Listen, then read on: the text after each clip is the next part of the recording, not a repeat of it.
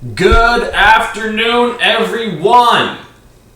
This seems to be how I start out my videos, so I'm going to stick with the tradition there. And thank you for joining me. I am Nathaniel Jae. This is Chapter 11, Book 2, from Baird T. Spalding's classic Life and Teaching of the Masters of the Far East.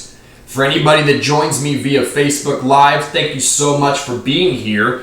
You will not notice me looking at the live camera as much as I look at the non-live camera because the emphasis of this show is to be published through YouTube. Nonetheless, I thank you so much for being here if you join me via the live feed on Facebook. All right. Without further ado, let's jump right back in where we left off yesterday with Chapter 11, Life and Teaching of the Masters of the Far East. We had finished the work mapped out for the combined expedition and were prepared for an early morning start for our base, where the company would separate and all except a party of 11 would return to their respective homes. 4 of the party, including myself, had decided to accept the invitation of our friends to return to the village of the Temple of the Tao Cross, our former winter quarters. As we stood watching the sunset on the eve of our departure, one of the party said that he had begun to wonder how old civilization and religion really were, and whether the two had really come hand in hand down the long ages of time. Jast replied, "That depends upon what you mean by religion. If by the use of the word religion you mean creed, dogma, or sect, or perhaps superstition, it is very young and does not antedate 20,000 years. But if by the word you mean a reverence for the true philosophy of life, a true reverence for life itself, thus a true reverence for the sublime purity of God, of the great creative cause, that you may trace this back beyond, then you may trace this back beyond all history, all mythology, all allegory, to the time of man's first advent upon earth. Before kings, emperors, or man-made rule held sway in the heart of the first man, there burned or shone forth the greatest reverence for the source of all life, and the beauty of that life. The beauty and reverence of that pure soul shines undimmed through the long ages, and so it will shine on undimmed through all eternity. When man first took up life, he knew full well the source. He had the deepest reverence for that source, and that reverence you now know as the Christ. But as we come on down the dim corridors of time, we find them divided into the innumerable sects, creeds, and dogmas until those corridors are divided into such a network that they present a veil of disbelief and superstition. Who, I ask, divided them? Did God or man? Who is responsible for the great vortex of sin and inharmony this division has caused? Will you pause for a moment and think deeply? Then ask yourselves, is it God or man that is responsible? Then think, does God sit somewhere in the sky looking down on this great web, altering a condition here or a condition there, interfering here or smoothing out a life there, praising one or condemning another, holding up the hands of one while he tramples the other? No! If there be a true giver of life, he must be omnipotent, omnipresent, omniscient, far above, around, and in all, pouring out his life to all, through all, and above all. Else he is not a true giver of all life. Thus, you may differentiate this idea into the innumerable varieties of form, but when you reach the final one, you will find that you reach the one at the beginning also, and the two become a cycle with no beginning and no end. Were this not so, there could be no basis, no hypothesis, and no truth. Here someone asked, "Do you attempt to overcome death?" The answer was, "Oh no, we rise up over death by letting life express to its absolute fullness. Thus, we do not know even what death is. To us, there is nothing but more abundant life." The great error of the majority is that they attempt to hide their religion behind some veil or secret instead of throwing it open to the broad expanse of God's pure sunlight. Someone of the party then asked whether Jesus abode with them, meaning Jast's people. He replied, "No, Jesus does not live with us. He is only drawn to us by the thoughts we have in common, the same as he is drawn to all by the thoughts they have in common. Jesus abides only to be of service, as all great souls do." He went on to say, "It was while sojourning in northern Arabia that Jesus had access to the library that had been collected from India, Persia, and the Trans-Himalayan region. Here, Jesus first contacted the secret teachings of the Brotherhood. These teachings only served to drive home more firmly the conviction already forming that the true mastery of life was God expressed through the Christ in the individual. And the Brotherhood that they're speaking of here is the Great White Brotherhood or the Order of Melchizedek. He saw that in order to express this fully, he must withdraw from all forms of worship and worship God expressing through the individual and God alone. He saw that in order to demonstrate this fully, he would be obliged to withdraw from those who had taught him, even though by withdrawing he should incur their displeasure. This did not deter him for a moment. So steadfast was he in his devotion to his cause and the great service he saw he could render to the world by that devotion. And what we're talking about here is whether the dates or the ages or the timelines align exactly is not that important. But there is an account that I'm inclined to trust that says somewhere around the age of 11 to 13, Jesus had already mastered the Jewish religion. And his final test was to actually instruct the high priests in Jerusalem in their own religion and educate them.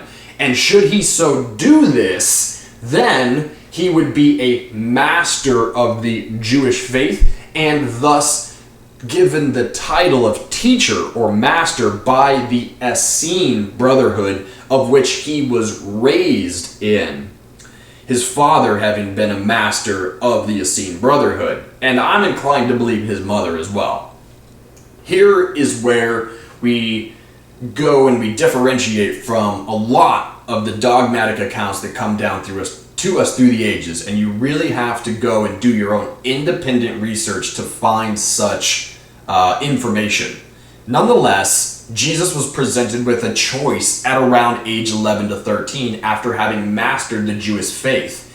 The choice was to stay in his village of Nazar and be a teacher amongst the Essenes, be a revered master, or give up the title and the position that would have come with such a wonderful life and go sojourn through the world and master all of the other religions on the face of the earth, with the end state being a true understanding of how all religions do come from one philosophy of life, the truth, if you will, just the straight truth, and it was to go and to master all the different religions so that he could see through the veil thus more and to contacting the one truth that is Each and every single one of us is part and parcel of the universal source, and it is by contacting that source directly within ourselves and then manifesting its divine qualities in life through the physical flesh that we ultimately come to know the truth. That there is only one thing that all life is doing, which is ever progressing upwards or downwards by conscious choice and trust in their own strength. He saw that if man ever arose to the lofty power and that mighty indwelling presence, if a mighty Son of God, one in whom the divine wisdom abode in fullest measure, one rich in the outpouring richness of all of God's treasures, the fountain of the outpouring waters of life, the Lord, or law of compassion and wisdom, was actually to take flesh upon earth, he must come forth and claim these possessions. Then, with pure motive, he must live the life, and he would bring forth that life, to which manifest presence the name of the Christ has been given. So that might be a tiny bit convoluted, but what they're just saying is everything that I just said. That is, one steps forth and fully claims the mantle of what they already are. It takes seeking in order to get to that place so that you can do that. And in this particular case with Jesus the Christ, he was divinely aided, and his mission was sort of expedited because he came to this planet with the express purpose of doing this very exact thing. Not all people come to this planet and take a physical birth with the express mission of doing this very thing. People come here to have all kinds of experiences, and that's the beauty of third density. You can have any experience that you choose. You're a free will agent. But if you set up, kind of like if you knock your arrow in your bow and you aim it at the Christ, and that is the mission for your life, then you can think of Jesus as having set that bow and arrow and shot it straight towards the bullseye, which was Christ. Whilst others of us may do something like that pre-incarnation, we get blown off course and all this and whatever and what have you. And certainly there were times when Jesus felt as though something was trying to blow him off of course, but nonetheless, he incarnated to specifically achieve Christ consciousness whilst in third density and then be of service to all of humanity and the universe at large. At any point in time, you can knock your arrow and you can aim it directly for that same Christ bullseye. And if it is your soul's intent that be what you accomplish in this life, then there is nothing that can stop you. It's only a matter of time. At that point, it becomes an inevitability. And that is truly what I have set for the intention and purpose of my life. Please join me. He stood forth and boldly proclaimed that the Christ that abode in him abode in all, that the celestial voice that proclaimed him, the beloved Son, proclaimed all sons of God, joint heirs and brothers all. This epoch is marked at his baptism, when the Spirit was seen descending from heaven like a dove upon him, and it abode with him. He also said, all are God's, manifest in the flesh. He boldly taught that ignorance is the cause of all sin. He saw that in order to practice forgiveness, or the science of forgiving, man must be enlightened to the fact that man has the power to forgive all sins, discord, and inharmony. That it is not God who forgives sin, for God has nothing to do with the sin, sickness, and inharmony of man. That man himself brought these into being, and man is the only one who can erase or forgive them. He saw that man must learn that ignorance is disregard and lack of understanding, both of divine mind as the creative principle and of his relation to that principle. He saw that man may have all intellectual knowledge and be versed in worldly affairs, yet if he does not recognize the Christ as the living, vitalizing essence of God within him, he is grossly ignorant of the most important factor governing his life. He quickly saw The inconsistency of asking a perfectly just and loving Father to heal a disease or sin. He taught that disease is the effect of sin and that forgiveness is an important factor in healing. That sickness is not punishment sent from God, as many believe it to be, but is the result of man's misunderstanding of his real being. He taught that it is the truth which sets free. The purity of his teachings has caused them to outlive those of his teachers. When Peter said that he forgave 7 times, Jesus' answer was that he forgave 70 times 7, then went on forgiving until the act was universal. In order to forgive hate, he centered his attention on love.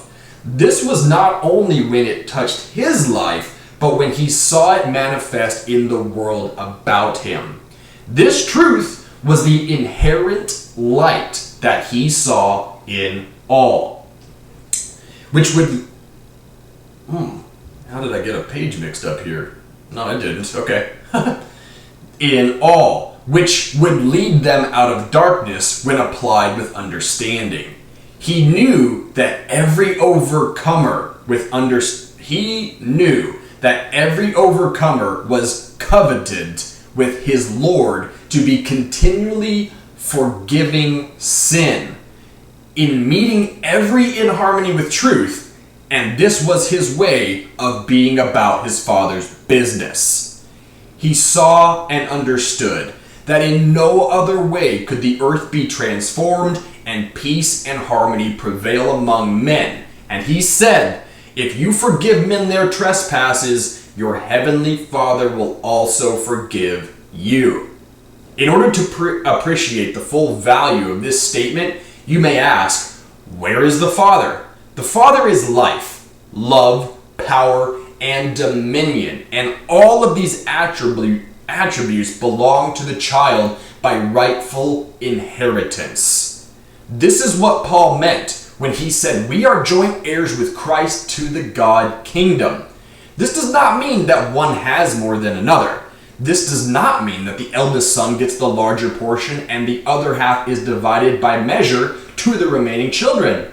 To be a joint heir with Christ to the kingdom means to be an equal participant in all the blessings of the God kingdom. Sometimes others accuse us of making ourselves equal to Jesus. This is because they do not understand what is meant by joint heirship.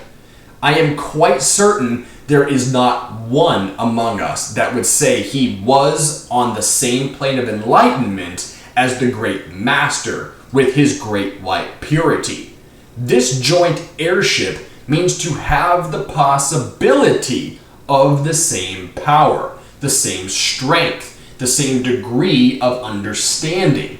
And yet, there is not one among us that does not realize the full truth of the promise of Jesus to all of God's children, to every true disciple, that they may be full participants in all the qualities of the Godhead as fully as He is.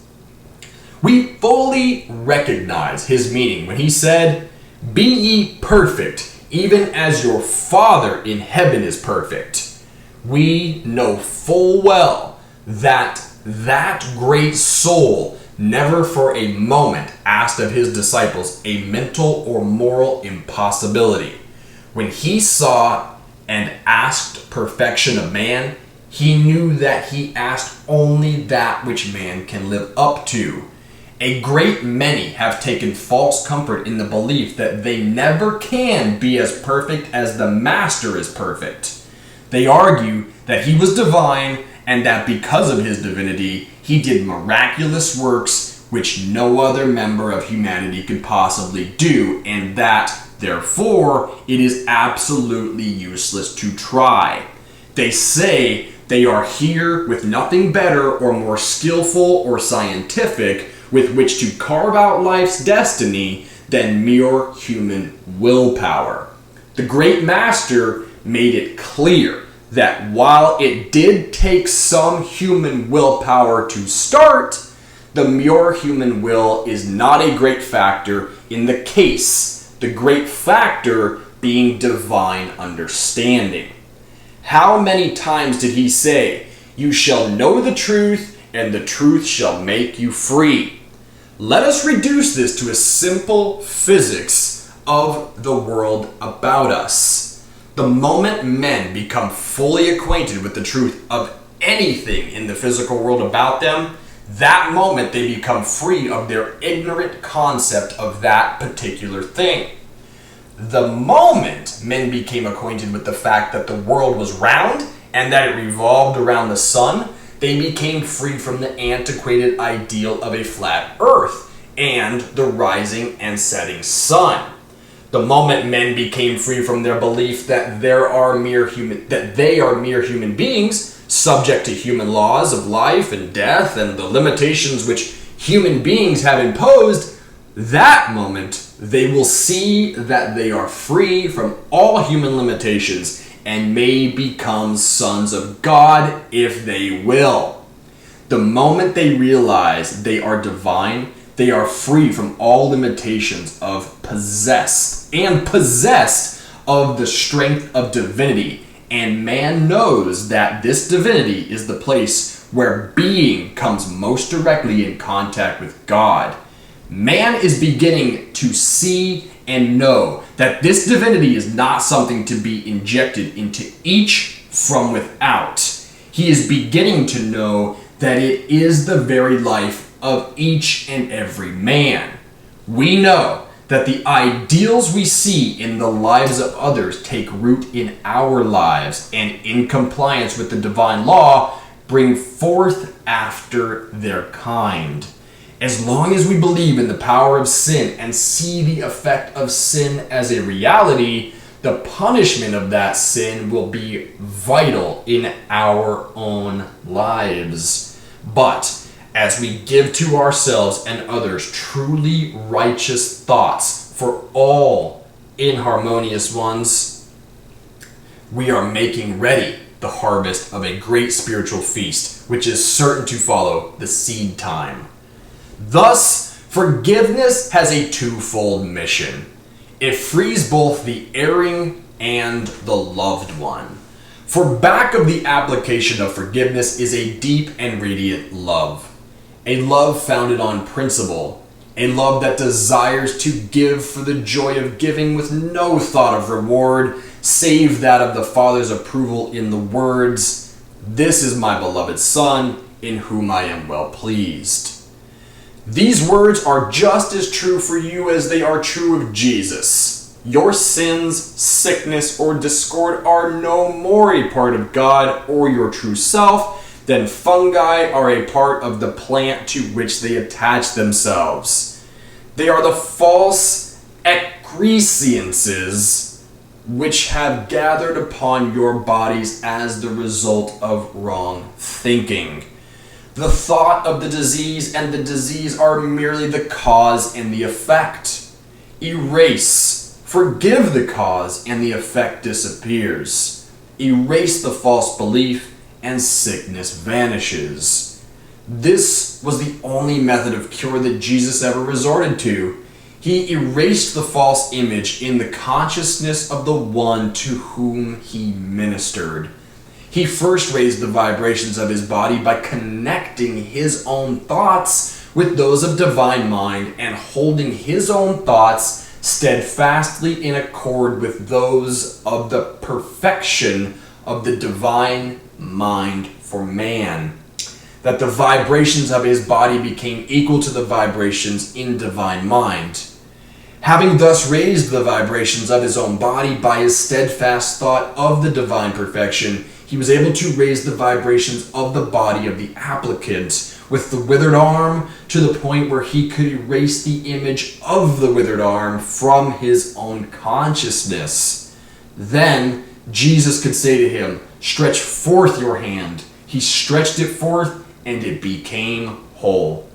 Thus, Jesus raised the vibration of his own body by seeing the divine perfection for all, and this enabled him to raise the vibration of the one he healed until the image of imperfection was entirely erased. Then, perfection was instantaneous and the forgiveness was complete. You will soon find that by fixing your thoughts and attention steadfastly on God and his divine perfection, you can raise the vibrations of your body so that they will blend so harmoniously with those of the divine perfection that you are absolutely one with the divine perfection and thus one with God. You are then able so to influence the vibrations of the bodies of others with whom you come in contact that they see the perfection that you see. Thus, you may fulfill the divine mission and your part is complete. Or you may see imperfection and thus lower the vibrations until imperfection is the result. But if you do this, you cannot escape reaping the harvest of the seed you have sown. God works through all to carry out his perfect plan, and the perfect loving thoughts continually going forth from the hearts of all of God's own message to his children. It is these thoughts that keep the vibrations of our bodies in direct touch with the divine and perfect vibrations. And this seed is the word of God that finds lodging in every receptive heart, whether man be consciously aware of his divine nature or not. We are approaching more fully to our divine inheritance when we can keep our thoughts so fully upon our divine perfection and that divine perfection of all, as held in the mind of God, that the vibrations of our body are in direct harmonious accord with one with the divine vibrations sent out from the mind of God. But in order to bring forth the abundant harvest of spiritual understanding, our thoughts must continuously vibrate with and lay hold of the perfect harmonious thoughts from divine mind or mind of God to man, his beloved Son.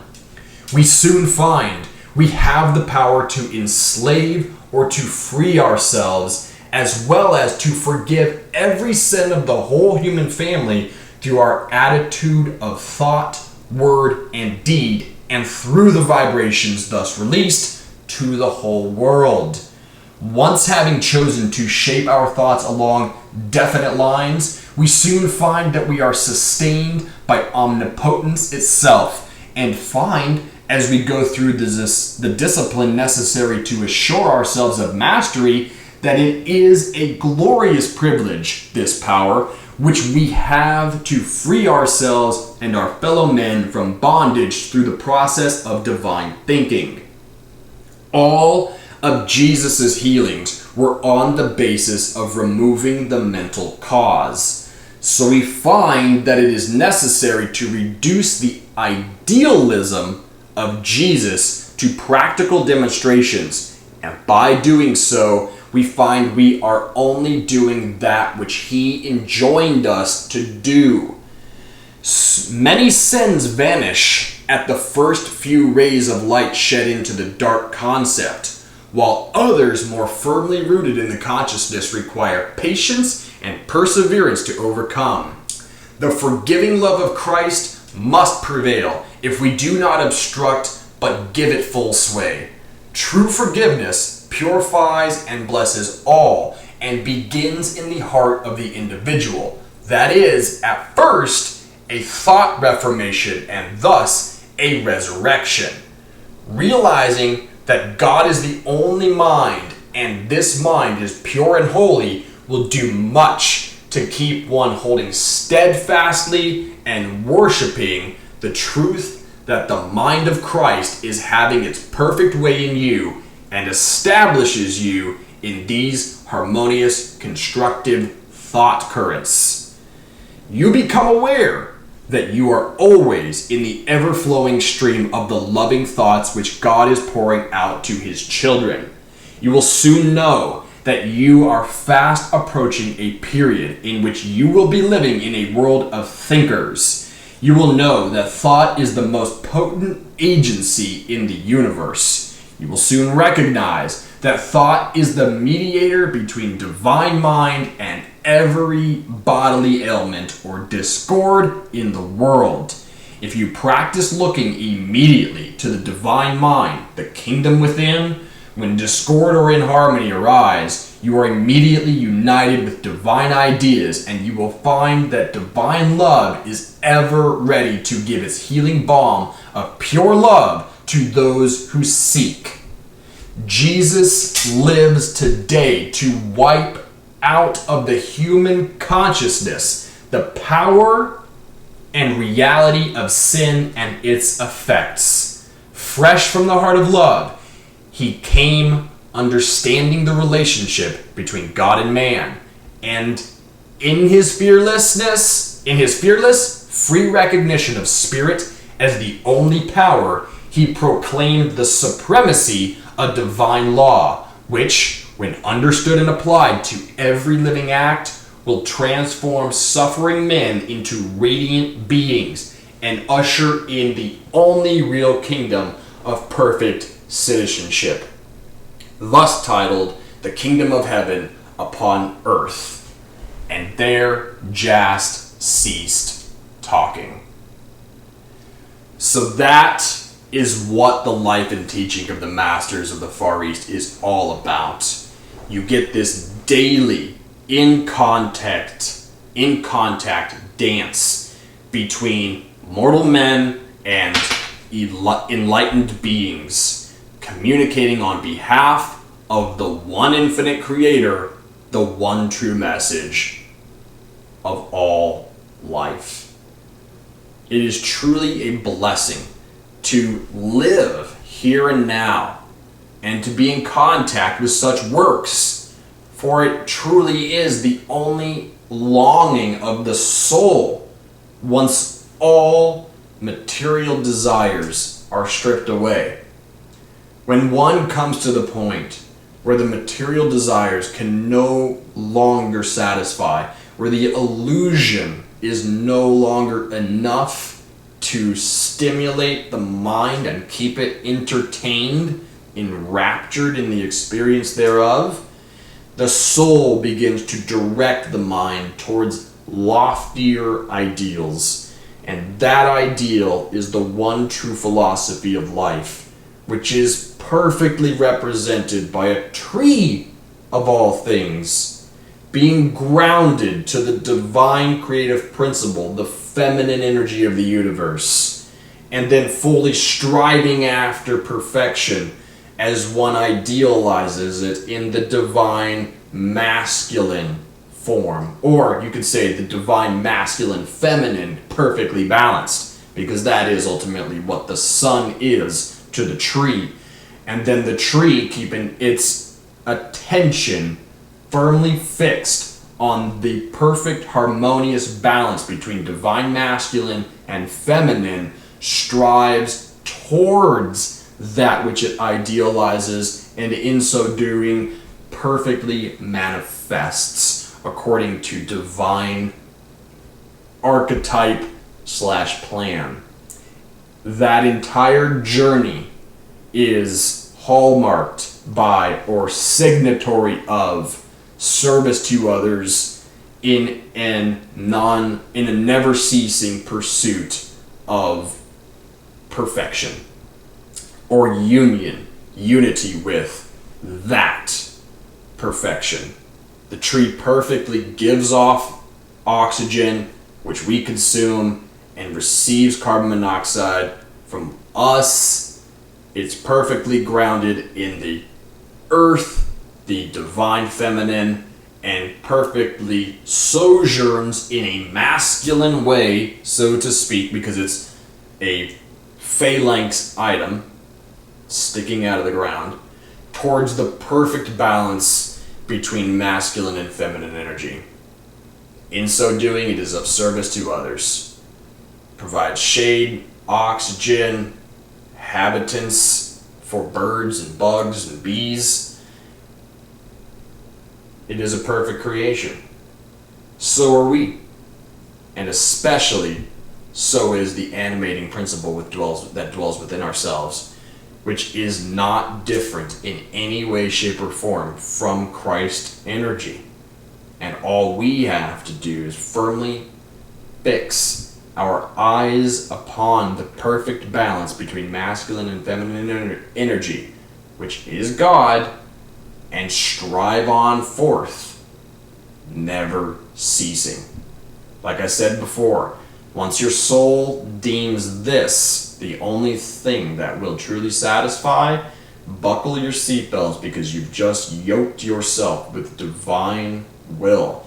And right now, 2020, planet Earth, this really should be. I'm not going to tell you what you should do with your life, but what I can say is, if you really, really want to experience harmony, bliss, joy, peace, life everlasting, and true abundance, I highly encourage you to yoke yourself with the one true philosophy of life and begin its practice. Thank you so much for being here, for sticking with for the entire video. My name is Nathaniel Jae. Namaste.